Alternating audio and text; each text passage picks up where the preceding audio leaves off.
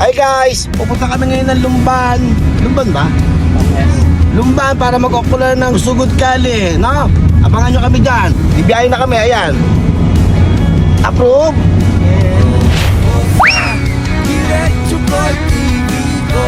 Okay mga kosa, dito tayo sa Barangay Marakta, no? Sa Lumban, Laguna. Makikipag-meeting tayo kay Kapitan tsaka kay Kagawad Nelson. So, abangan nyo kami. Approve? Approve. Yan mga kosa, sinalubong tayo ni Kapitan Joe Marie. Tapos ayan si Kagawad Nelson Almario. Ayan si Kuya Bimbi, yung kaibigan ni Kuya Nelson, ni Kagawad. So ayan, katatawa na kami nila Kapitan at niyaya na tayo sa loob ng barangay. Tingnan ninyo mga kosa, napakasimple na kanilang Kapitan. Napakabait niya ni Kapitan Joe Marie.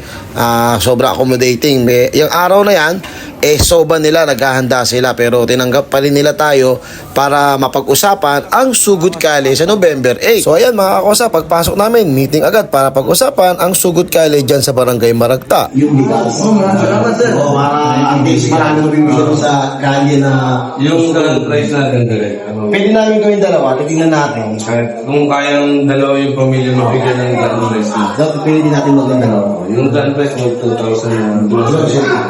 Ano pala dyan, pwede namin i-mic may mga mic dyan. Yun sir, hindi ganito na lang po para pagpupos nyo, isapan nyo na yung mismo street na gagawin na Barangay Maragta, Rizal Street para... Yan mga kakosa, basta ikaw ay taga Barangay Maragta kasi tatlo lang naman ang street ninyo dyan, magsisimula tayo sa May Rizal Street.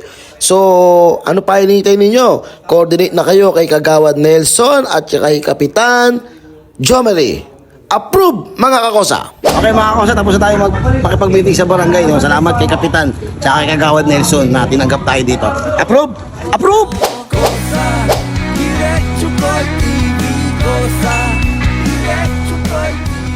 Ang programang ito ay nagpapasalamat sa SEAL Community Medical Mission Foundation, Bebetori Food Hub, Bebetori Canlubang, kay Kapitan Alexson Diaz, kay SK Chairwoman Noreen Argana, at sa Joseph TV, Banda 92 at Team Matyaga.